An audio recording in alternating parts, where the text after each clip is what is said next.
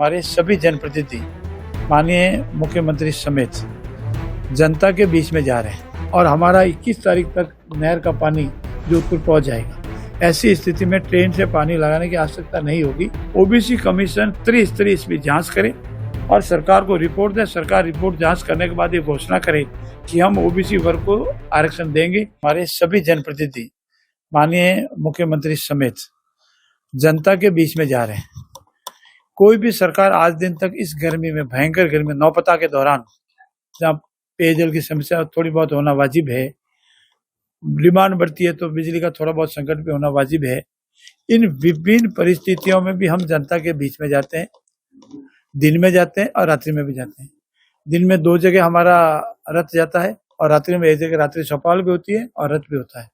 वहाँ हम जनता के बीच में बैठते हैं।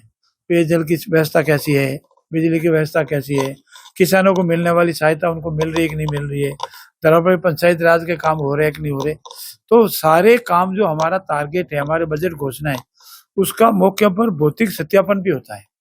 अधिकारियों से फीडबैक लेने के उपरांत जनता से फीडबैक लेंगे तो धरातल पर कोई कमी पेशी नहीं रहे, जनता की आवाज ठेठ माननीय मुख्यमंत्री तक पहुंचे।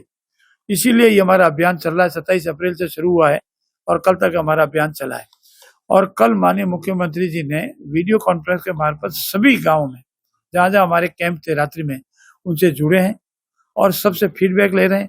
रात्रि में रुकते हैं, रात्रि में चौपाल करते हैं, सुबह घूमते पूरे गांव में, व्यक्ति से मिलते हैं लोगों से और हमको साथ नहीं रख करके घूमते हैं, जनप्रतिनिधियों को और अफसरों को, ताकि उनको धरातल की वास्तविकता पता है। ऐसा हम लोग सब कर रहे हैं। तो हमारा ये मानना है कि जो संकल्प हमने राजस्थान के विकास का लिया है वो वास्तविक रूप में विकास करे, इसी को लेकर हम जनता के बीच में हैं। ऑल ओवर वर्ल्ड वाइड स्थिति अच्छी नहीं है। पीएम ने भी अपील की ईंधन बचाने के लिए, वर्क फ्रॉम होम की। मुख्यमंत्री जी उस अपील को मान रहे हैं। किस तरह से आम जनता को उस अपील को मानना चाहिए? खरीदने के बाद हमारा देश सदियों से बचत को मानने वाला देश रहा है। हम इस संस्कृति के रहे हैं कि आने वाली पीढ़ियां कैसे सुरक्षित रहे।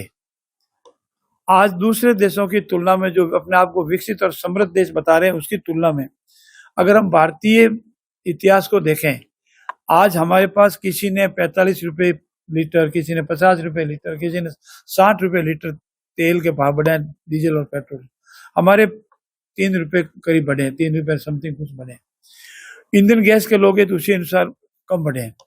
हमारे मुख्यमंत्री जी का, हमारे यशस्वी प्रधानमंत्री जी का मानना है कि अगर हम स्वयं बढ़ते हैं तो हमारा भविष्य सुरक्षित रहेगा। हम अगर अपने आप को व्यवस्थित कर लें, फिजूल खर्ची नहीं करें, तो हमारा भविष्य सुरक्षित रहेगा।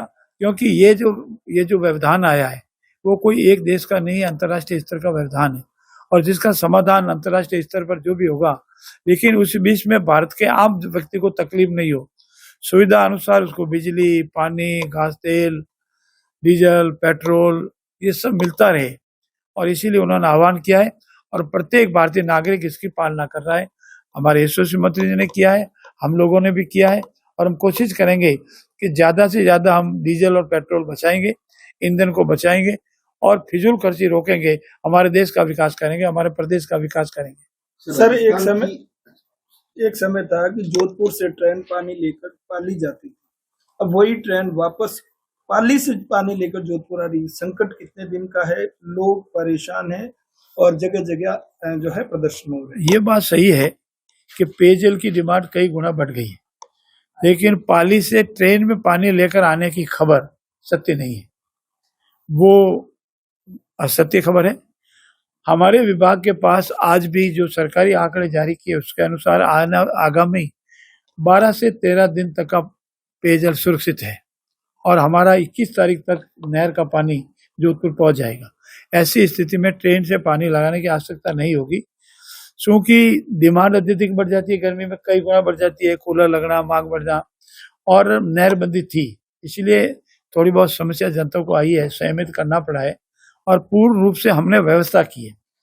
जैसे मैं मेरे विधानसभा को उदाहरण दूं, चाहे हमारा उपखंड अधिकारी है, हमारा तहसीलदार है, बीडीओ है, हमारा आरआई है, हमारा वीडियो है, पटवारी है, सबकी ड्यूटियां लगी हुई है और सब रोजिना मॉनिटरिंग करते हैं हर टैंकर की, हर सार्वजनिक स्थान की जहाँ पेयजल की उपलब्धता करानी। हाँ, कुछ लोग राजनीतिक वेमनस्य से बनावटी वीडियो बनाकर भी डालते हैं, ये सत्य है, लेकिन वास्तविकता में जाएं और मैं आपको विश्वास के कहता हूँ, जिस किसी का भी वीडियो डाला आप जाके उस स्थान पे देखिए, आपको खेली भरी हुई लगे। मान लो 10 मिनट के लिए 5 मिनट के टैंकर आया, खाली रह गई या कहीं नहीं गई तो उसका फोटो खींच दिया। ऐसी स्थिति बिल्कुल ही नहीं है। हम यथा संभव सब जगह पानी भेज रहे हैं। हाँ, इतनी बात जरूर है, जितनी डिमांड है उसकी पूरी पूर्ति नहीं होकर के आवश्यकता के अनुसार पूरी पूर्ति हो रही है। सर, आगे से ऐसी परेशानी नहीं हो, अगले साल फिर ऐसी कोई दिक्कत नहीं हो, उसको लेकर सबसे बढ़िया प्रश्न ये है, मैं धन्यवाद भी दूंगा। हमारा 3rd फेज का कार्य चल रहा है और 3rd फेज के कार्य में फॉरेस्ट डिपार्टमेंट की एक अड़ंगे के कारण ये कार्य रुका हुआ था। मैंने स्वयं ने व्यक्तिगत इंटरेस्ट लेकर के फॉरेस्ट डिपार्टमेंट के दिल्ली से हमारे आदरणीय मंत्री जी बंगाल चुनाव में व्यस्त थे, वहाँ मैंने फ़ोन करके उनसे फ़ोन करा करके उसको क्लियरेंस कराया और वो कार्य अब प्रारंभ हो चुका है और मुझे पूर्ण विश्वास है कि कुछ ही महीनों के अंदर ये कार्य पूर्ण होगा और 3rd फेज में इतना ही पानी और आ जाएगा तो फिर जोधपुर संभाग और जोधपुर जिला इसमें पेयजल की आपूर्ति में बिल्कुल सुरक्षित हो जाएगा। सर, एक महत्वपूर्ण सवाल है, 8 करोड़ की जनता इंतजार कर रही है कि हमारे संसदीय मंत्री पंचायत चुनाव की घोषणा करें। हाईकोर्ट कह चुका है, मुख्यमंत्री जी का मन बना हुआ है, आपका सरकार का मन बना हुआ है, तो देरी क्यों? ये भी बढ़िया प्रश्न है। वर्तमान परिप्रेक्ष्य में चुनाव कराने के लिए सरकार नहीं कराती है। चुनाव अगर पार्लियामेंट का है, असेंबली का है तो भारत निर्वाचन आयोग कराता है और अगर किसी प्रदेश का है तो राजस्थान आयोग, चुनाव आयोग करवाता है। सरकार ने जो व्यवस्था करनी चाहिए चुनाव के संबंध में, एक डिलिमिटेशन होता है, वोटर लिस्ट तैयार होती है, चुनाव घोषणा होने के बाद उनके जो भी संसाधन की उपलब्धता है वो सब होती है, तो राजस्थान सरकार इसके लिए तैयार है। हमारी व्यवस्था के अनुसार, संवैधानिक प्रावधान के अनुसार ओबीसी वर्ग को राजनीतिक आरक्षण मिलता है चुनाव में, चाहे वो पंचायत राज है चाहे निकाय चुनाव है।